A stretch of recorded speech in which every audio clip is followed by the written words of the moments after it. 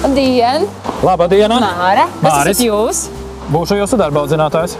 Kur zooloģiskajā dārzā? Bet, protams, jūs taču sākat uz zoodārzu strādāt? Jā. Kādas ir profesijas zooloģiskajā dārzā? Daudz un dažādas. Dzīvnieku kopēji, kasieri, celtnieki. Galu galā man arī jābūt. Jo kurš tad jums pastāstīs par to, kas notiek zoodārzā? Vienalga, ziema vai vasara, ir apmeklētāju zoodārzā vai nav, dzīvnieki tur dzīvo visu caur gadu un par viņiem ir jārūpējas. Rīgas zoodārzā mitinās gan eksotiski, gan arī mums šķietami ierasti dzīvnieki. Tāpēc tur strādā ļoti gudri cilvēki, kuri zina, kā šīm radībām jādraudzējas. Rīgas zoodārzs ir viena no tām retajām vietām, vispār pasaules zoodārzos, kuras dzīvniekiem barība tiek izvadāta ar auzu motora palīdzību.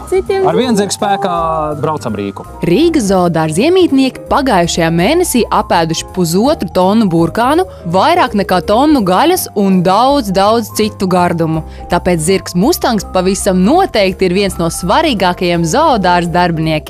Katram dzīvniekam savs. Tagad barība aiziet pie uzroņu māju. Rīgas zoodārzā ir daudz ēku, kurās apmeklētāji nedrīkst ieiet. Piemēram, šī ir varžu audzētava. Šeit izaudzētās vardas atrod mājvietu ne tikai tepat Rīgā, bet tiek sūtīts arī uz citiem zoodārziem visā pasaulē. Mēs esam ciemos pie varžu saimnieces Ilzes. Varžu saimniece pilnīgi, ja? Ko jūs darat tā kā zooloģiskajā dārzā tieši? Kādi jūsu pienākumi? Ļoti daudz ko. Es rūpējos par abinieku ekspozīcijām, 2, un arī par varžu audzēšanu. Un tā kā mēs gadā izaudzējam vairākus tūkstošus varžu šeit Rīgā, tad tas ir darbs ir ļoti daudzveidīgs un ļoti interesants. Un jāspacina vienkārši, ja? Kas ir tas, ko vardas ēd? Vardas ēd visu, kas klustās. Ļoti daudzveidīga barība. Lielākoties tie ir kukaiņi, tarakāni, circeņi, mušas lielas, mazas, mitrenes, sliekas, dažādi tārpi. Dažas ēd pat peles. Varda peli! Jā, abinieki ir jāņem. Vislabāk viņus ņemt rokās, uzvelkot cimdus, tādēļ, ka viņu āda ir tik maiga, ka mūsējā ir salīdzinoši raupja, un mēs viņus varam saskrāpēt nejauši. Tad es tev nepieskāršos. Es tev vispār nepieskāršos. Te ir riktīgi silts. Jā, nu te šeit jau kukaiņu sadaļā ir mazliet vēsāks. Mēs esam tropmājā sanāk, jā? Tropmājā gan. Tieši pie kukaiņiem. Ko ar tiem kukaiņiem dara? Kā? Apkopi? Jā?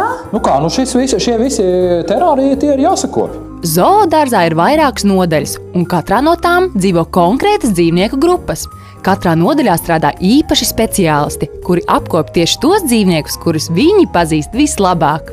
Dzīvnieki ir jābaro, jāpalīdz sakopt to mājiņus, kā arī jāveic dažādi zinātniski novērojumi un pieraksti. Nu lūk, tātad mūsu uzdevums tagad ir tikt galā ar circeņu terāriju. Tātad ar vienu roku mēģinam pieturēt priekšā šeit te maliņai, lai tie kukainīši nemēģina aizmukt.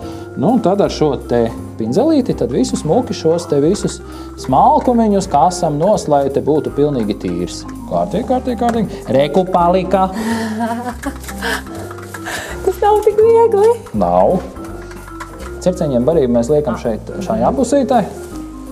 Tā, to dekorāciju mēs noliekam atpakaļ vietā, otrādi. Dievs, tur vien! Tur ir vairāki.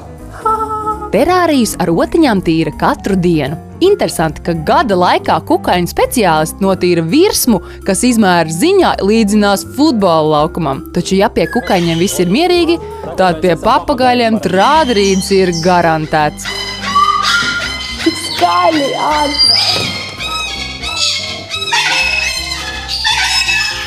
Papagaļiem tiek veidotas īpašas barotavas. Barību saliek tādos kā speciāli izgatavotos būrīšos, lai putniņiem būtu interesantāks knābāšanas process. Tas nepieciešams, lai barība netiktu notiesāta uzreiz. Troksnis šeit ir tāds, ka nevar dzirdēt pat savas domas. Reiz tie jaunie jau ir tie nešpetnākie, un tāpēc arī viņi pirmie cenšas tikt pie tās barības klāt. Nu tad pamēģinās visādi. Cik liels! Jā, kārtīgs liels. Tagad mēs esam atnākuši ciemos pie žirafēm.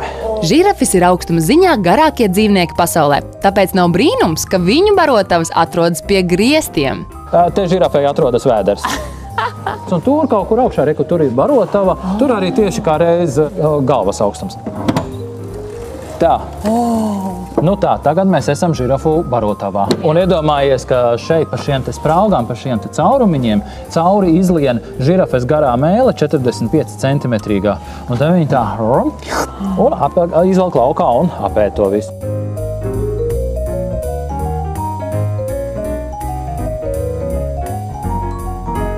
Lai strādātu zoodārzā, pats galvenais – tev ir jāmīl dzīvnieki un dzīvniekiem jāmīl tevi.